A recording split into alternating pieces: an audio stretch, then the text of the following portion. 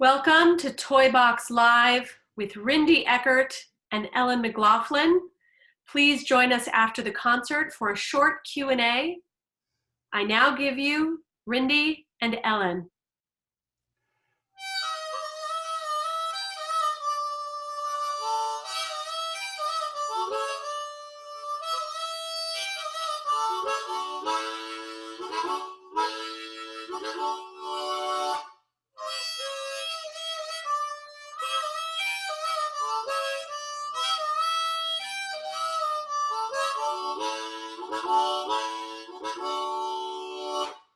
Down in the valley, the valley's so low.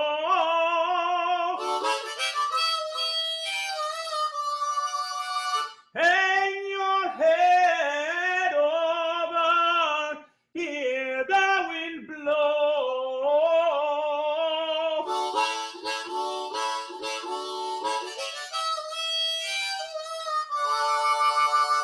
Follow the fence line like a small dog.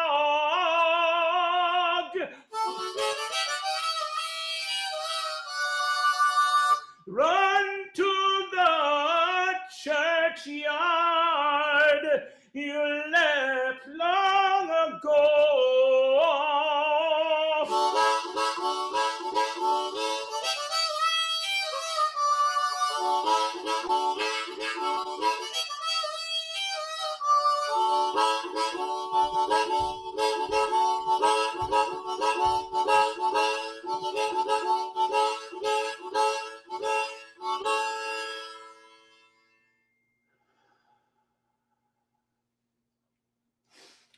Welcome. That was from Dryland Divine. Kind of Cain and Abel's story goes way, way back in my history. I'd like to do a couple of excerpts from Horizon. This is a piece that was based on my readings of Reinhold Niebuhr. First, there are a couple of parables, basically. You'll see how it works. Once there was a man who carried a photo of a field. He would ask perfect strangers what they saw. A field, they said. Simply an empty field. Look again, he would say. Look again. You see, the horses have just run out of the picture, out of the frame. They're grazing just to the left and right. Having run out of view just before the photograph was taken. So it's not an empty field at all, but part of a field in which there are horses. It's not the field one ought to consider. It's not the field that makes this photograph beautiful. It's the absence of the horses. I keep this in my wallet, this picture, to remind me what to look for. Not the field, but the absence of horses. Not the field. It's the absence of horses. Once upon a time, there was a people living in a large house without windows or doors. No one had ever been outside. They only knew the inside of the house, its walls and rooms. One day, a young man among them, while wandering through the halls of this sprawling house, stumbled into a dark corner and through a hidden door to the outside world. He marveled at the horizon, the open air, and the trees and flowers. He couldn't have imagined such a wonder. I must go and tell the others, he thought. Retracing his steps, he found his way once again to the windowless living room of his fellows. I've stumbled on an extraordinary truth, he said to them. There is a vast world outside this house without walls. It is full of marvelous things. Of course, no one believed him, for they could not conceive of such a world. No walls? Impossible. Something outside this house? Ridiculous, they said. And so he said, wait, let me show you.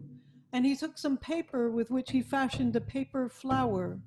There, he said, this is something like one thing I saw. And all of the people of the dark house stared in wonder at the paper flower. This is marvelous indeed, they said. But, said the young man, but this is just paper, not the thing itself.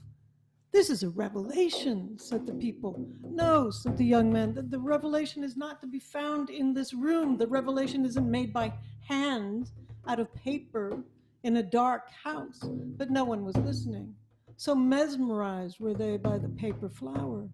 Give us this marvelous thing, they demanded. Give it here, or we will take it from you. And the young man saw that it was useless to explain. They couldn't possibly understand, he thought. They must stumble through the door themselves before they can see. And so he backed toward the dark corner and the unnoticed door, drawing them on with the promise of the paper flower. Come, he urged them, follow me. Come, take this marvel from my hand. And so they all advanced with him toward the dark corner, toward the door and the freedom from their ignorance. But just as he reached the door, just as he was about to stumble with them through the door into the air and light, he paused to adjust his footing, to make sure of the way. And in that moment, one impatient housemate struck him with a hard and heavy book, snapping his neck and crumbling his body to the floor. All were appalled and turned on the killer. You have killed the bearer of the revelation, they cried, falling on him and tearing him to pieces. When all was calm again, a child among them plucked the paper flower from the hand of the dead young man. See, said the child's mother, noticing, see what my child is saying. We have lost the man, certainly, but the revelation is in hand. And all happily agreed, and the paper flower was placed at the center of the windowless house and worshipped.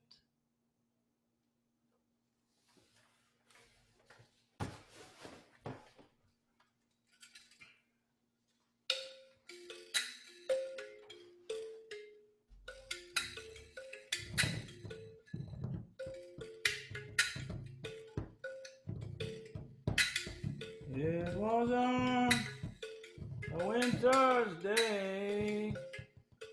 Lord, she left me, she went away. Now she's gone and I don't worry. No, I'm sitting on top of the world. I've clumsy hands and bad eyes. All of my clothes are the wrong size. Do I look worried? Do I look sad? No, I'm sitting on top of the world.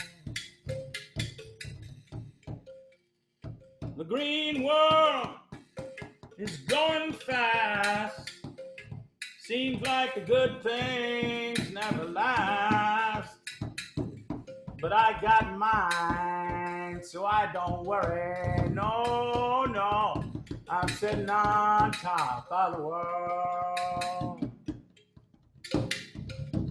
Don't need art, I got no taste. The thing of beauty is just a waste. Now she's gone, but I don't worry, no. I'm sitting on top of the world. I'm sitting on top of the world. Don't call me love, don't call me friend. I'll take the means, you can have the end. So say your prayers and don't you worry, no, we're all sitting on top of the world. We're all sitting on top of the world. It was on a winter's day. Lord, she left me. She went away. Now she's gone, but I don't worry. No, I'm sitting on top of the world. I'm sitting on top of the world.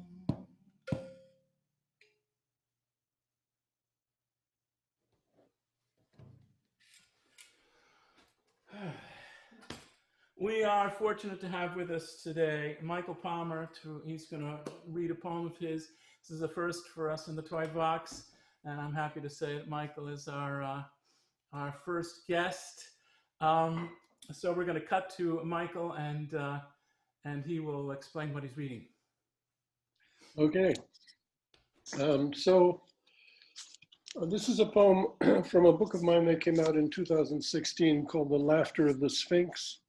And its title is For Laszlo K, which is, in other words, for the Hungarian novelist Laszlo Krasznahorski, who is quite well known now and much honored, a dear friend who is also an extraordinary screenwriter for Bellatar, the Hungarian director. Films like Satan Tango, taken from his novel. Wonderful man and an extraordinary, brilliant prose writer. For Laszlo K. The characters are the victims of the novel. They pay with their lives for our words. They fall between the pages in their silence, and we invent hounds to devour them. We invent worlds to swallow them. We pass sentence upon them. The hangman arrives with his silken rope, its infinite strands forming a circle without beginning or end, round as the wave's gray eye, rolling toward what sudden shore, unpeopled, yet teeming with watchful night fires.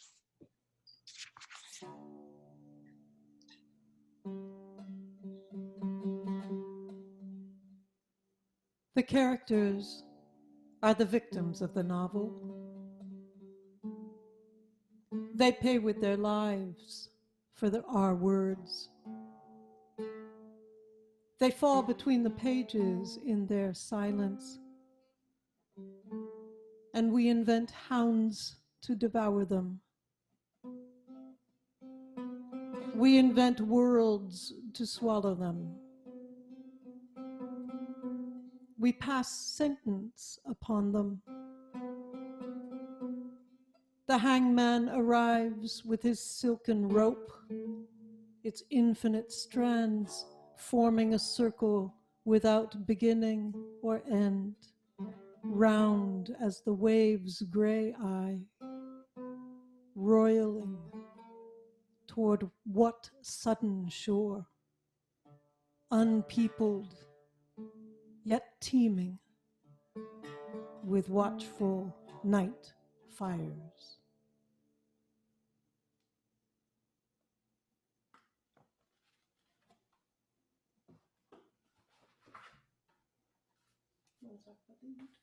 Oh, this oud is from Beirut. I was teaching there. Ellen and I went over to teach a couple of years ago now, and had a wonderful visit in Beirut. But they say that Beirut, basically, they have your number. They know what they can sell you. There's some sort of rumor that as soon as you walk in the city, they know we're going to sell him something, and they find your button. They find your button, and wasn't very long before they found mine. And I went into this music shop, and they gave me an extraordinary price on this instrument. It's not a a great oud, but I told them I just needed a starter model, and they were lovely guys, and I had a great experience buying that oud. Anyway, we want to do this Elizabeth Bishop. We were fortunate enough to do Sarah Ruhl's Dear Elizabeth some years ago at People's Light in just outside of Philadelphia, and which is based on the correspondence between Elizabeth Bishop and Robert Lowell, the two great poets. this is the art, One art rather. Oh, excuse me.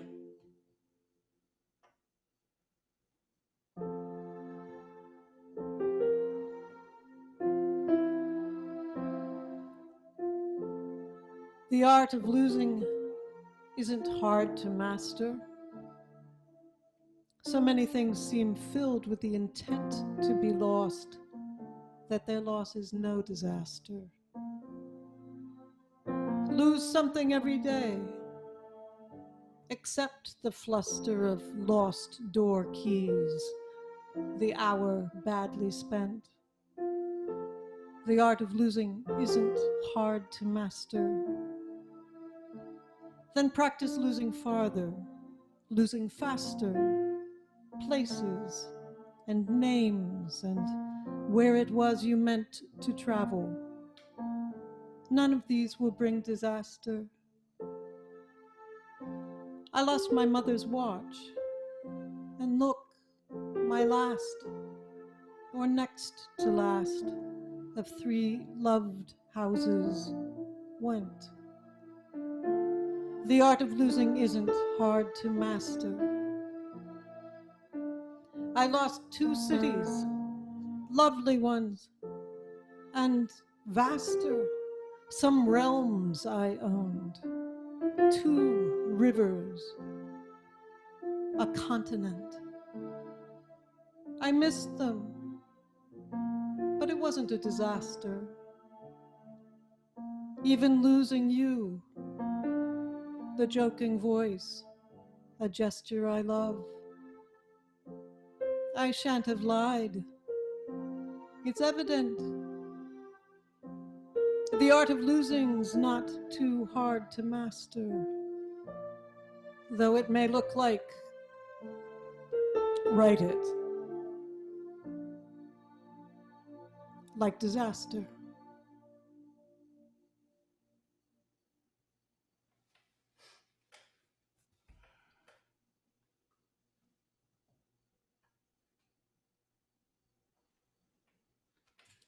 I'd like to close with a thing called prayer.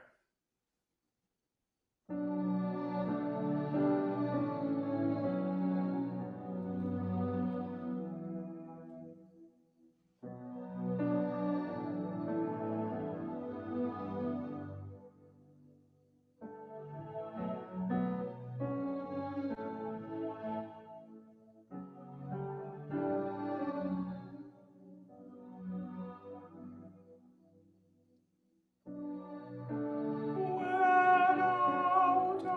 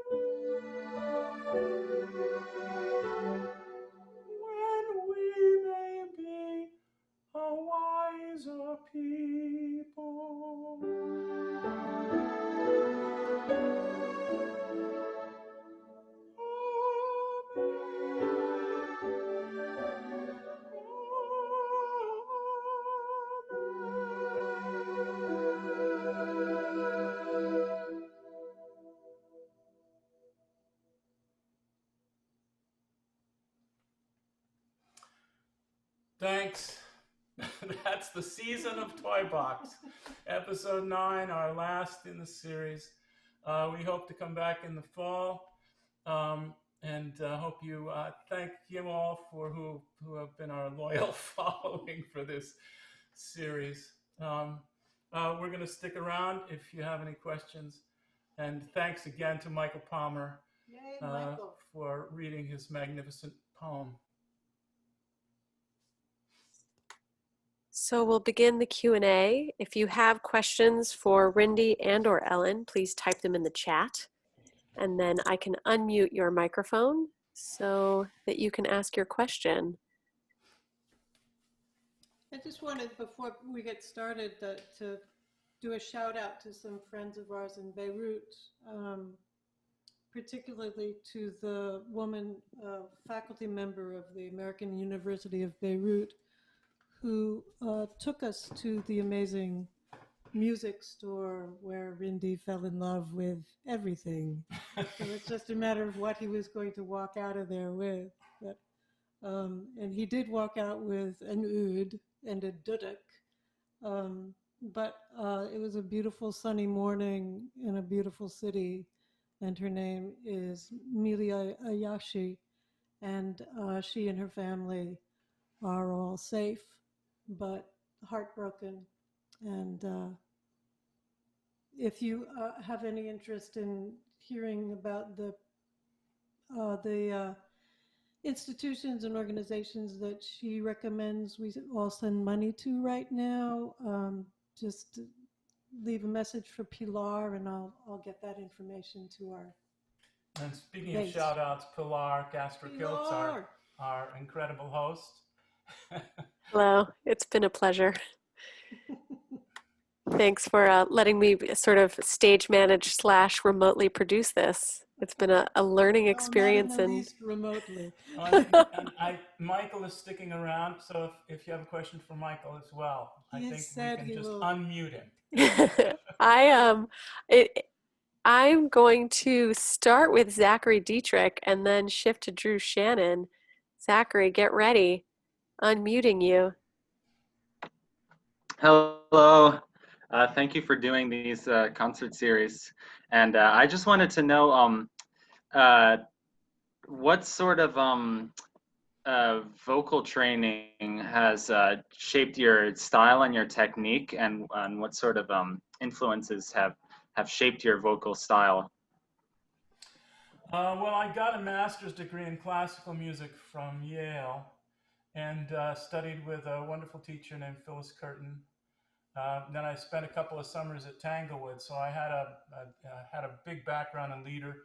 My parents were both opera singers, so I think that the classical thing is in there a lot. But then I hit the 60s, and I started playing folk music in coffee houses. And then I started playing for protest rallies every once in a while. And I just continued to be eclectic.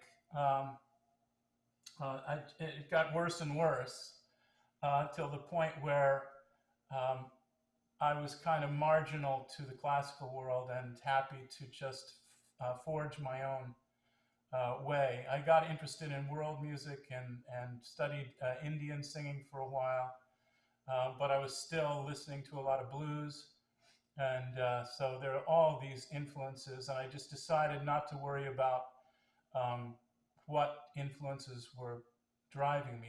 I was always conscious, though, of exactly how I was using my voice, and I think the classical training actually helped me keep it in really great shape. So I still credit that classical technique as kind of the basis of my singing, although it's ranging far and wide, as you can tell. Good question, though. Thank you.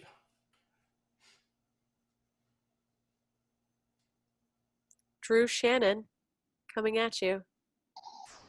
Hi, Drew. Hello, you two. Lovely to see you. Thank you for these programs these last couple of months. It's been lovely. Ellen, I owe you a long email, by the way. I've been really impressed by the quality of the poems that you choose. I mean, the Elizabeth Bishop is magnificent, but you both have impeccable taste, and I'm just kind of curious as to what you're reading now, frankly. What have you been reading the last few weeks? What's sort of sustaining you in the midst of this, hellish experience we're all living through? I just finished The Most Remarkable Novel, and I passed it on, or recommendations, to my friend Ben Cameron, who might be on, by Maggie O'Farrell, called Hamnet, Ah, which is yes. it's spectacular. Mm-hmm. I have finished it, but I may just start it all over again just to sort of figure out how she did it. But it's an imagining of the life of Shakespeare's child and also of Anne Hathaway. But it's just so, there's not that sort of beholden sense of so much historical fiction. It's a passionate and beautiful poetic book. It's one of the most remarkable novels I've read in a while. I'm in the middle of Retablos by Octavio Solis, which is a great collection of short pieces, it's just beautiful work. But I'm also reading a lot of Simenon, the Maigret series. I'm I'm doing it in French so that I can improve my French. Well, it improve. That implies that I actually have the French. Anyway, I'm struggling through Simenon and enjoying the hell out of it. That's great. Thank you. I'm always reading Michael, though. I'm always reading Michael Palmer. He's he's there always. Either Company of Moths or The Laughter of the Sphinx. I mean, there's just, if you don't really know Michael's work, I mean, you really have to look to find it. Thank you both. Great, and we have time for one more question. Giovanni, I'm going to unmute you for your question. Giovanni. Wait a minute, Jay has a question too. Oh, Jay has a question too? Oh. Let's just Giovanni's first. Oh, okay. Am I unmuted? I can hear you. Yeah, okay, I didn't expect to speak. Thank you.